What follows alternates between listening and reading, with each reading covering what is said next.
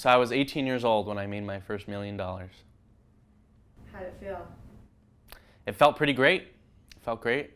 You know, did towards some Lamborghinis. There's a dealership in Newport Beach that takes Bitcoin for Lamborghinis. I'm Erik Finman, and I am one of the youngest Bitcoin millionaires in the world. So this is the place. We got a lot of beds here. I like to have a lot of friends over. I don't really like cuddling, so that's why I have a lot of beds. Pretty minimalistic, so I don't like to have too many clothes. That's pretty much it. I like to just live a life of gym t-shirt and gym shorts perpetually. Hey, you know, if you got money, why do you have to dress nice? I check my Bitcoin every 30 minutes, so I get a notification of the price. So I originally got into Bitcoin when I was just 12 years old, when it was about $10, $12 a coin. And I had one of my brothers, he really got into it, and we were very close. And then we really got into all this Bitcoin stuff. I was very fortunate enough to have kind of a grandmother. She had an extra $1,000 to give her kids for a scholarship fund.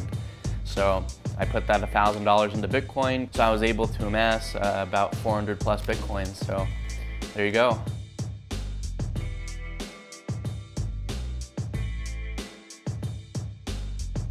So this is Purse. This is a website that allows you to buy things off of Amazon, and then it also gives you a discount because you're using Bitcoin rather than all the fees of credit cards and all that stuff. What do you use to check your Bitcoin? So that's where I have a hardware key to check. I have a hard drive that I keep in secure locations.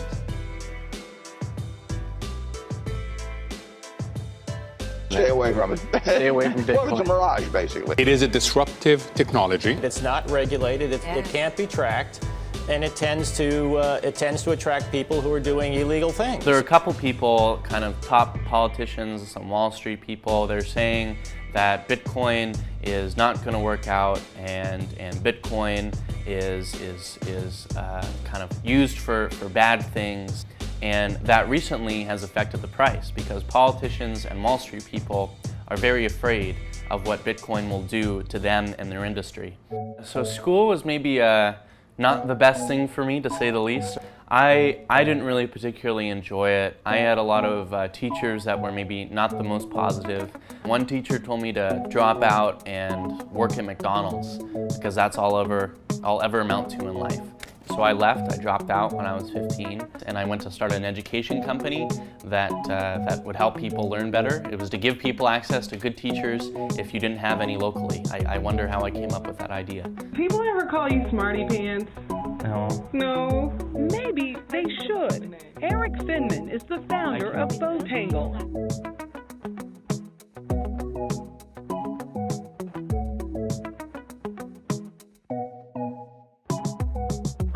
I think you can learn 1,000 million times more on the internet than in a classroom.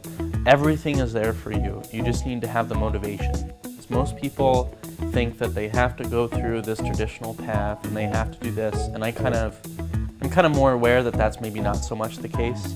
I think about how can I completely do something my way. So if this is the traditional way of doing it, if I thought about how to redo this from scratch, how could I do that?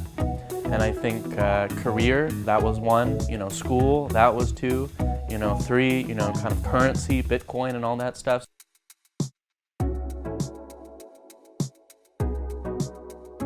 That's what I think is that, in the sense that society and the world's rules limit you in so many ways. If you completely rethought about how you could do something your way, completely from scratch, what would that look like?